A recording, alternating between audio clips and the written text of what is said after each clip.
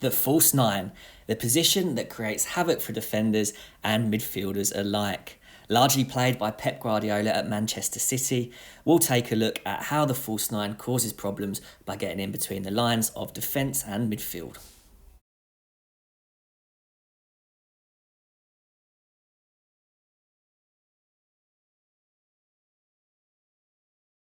In the false nine position, the attacking player usually starts high but drops into the space in the midfield, creating a gap in between the defence and the midfielders.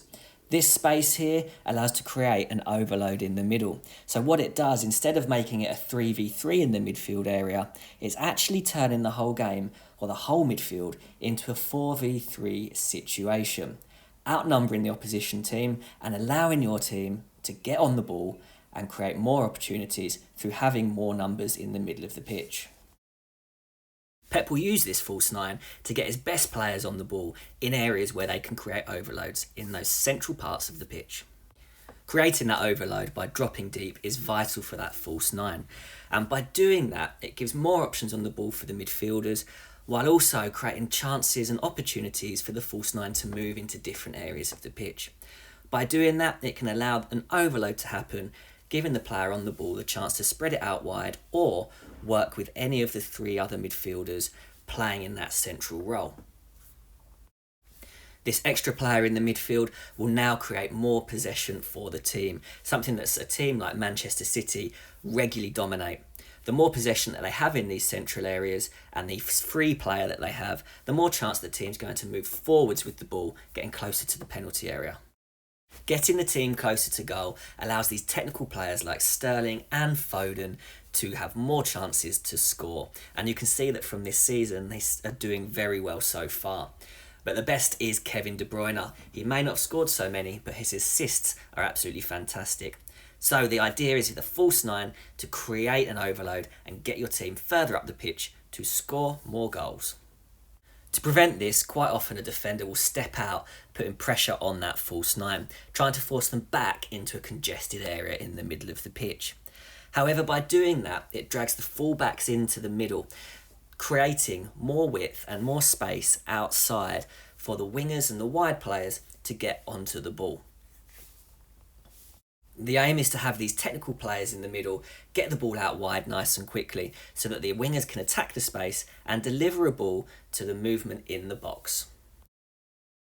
If the centre-back stays deep, then it gives the false nine the chance to receive the ball from the other midfielders. If they receive it in space, they can then get the ball in the half turn, drive at the defence, maybe taking a shot from distance or potentially spraying the ball out wide. Once it's sprayed out wide, the opportunity is then to get in the box and maybe get on the end of some crosses. Playing in between the lines gives that false nine the chance to get on the ball and create opportunities, being creative with it, passing in between fullbacks into the danger area behind. Playing in the false nine entails a lot of movement, but also great technical ability. So if you want to play in that area, look at trying to develop your passing. Try and use both feet and play those diagonal passes that would potentially go in behind the fullback or driven into the winger's feet. If we can use this and develop driving the ball on our laces and also improving our close control with ball mastery, then we're going to have better skill and better opportunities to take advantage of those positions that we move into. So try and develop the passing on the laces, different passes with the inside of the foot, but also try and improve your close control. Little well turns, little change of direction, and it's all going to help for any player that is looking to go and move into those false nine position. Link play is important, and we've got to make sure that we're good at finding those passes and creating opportunities for the team.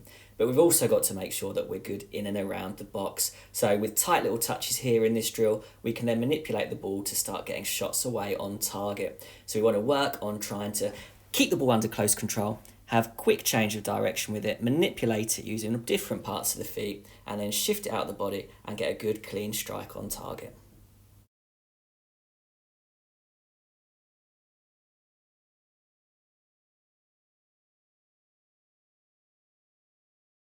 Playing as a false nine, you need to have great technical ability. However, the key to it is the movement. Move correctly and you're going to pull the defence out of position, creating space for others to run in behind in those gaps that it has created. Once you do that, you're then looking at the opportunity to pass in behind and let them get through clean on goal. But we also need awareness, checking our shoulders to see where the space is and see where the other runners from midfield can break through. But if that defence don't come out and put pressure on the midfielder, then there's a 4v3 or an overload situation in the middle of the pitch, allowing for possession and control of the game.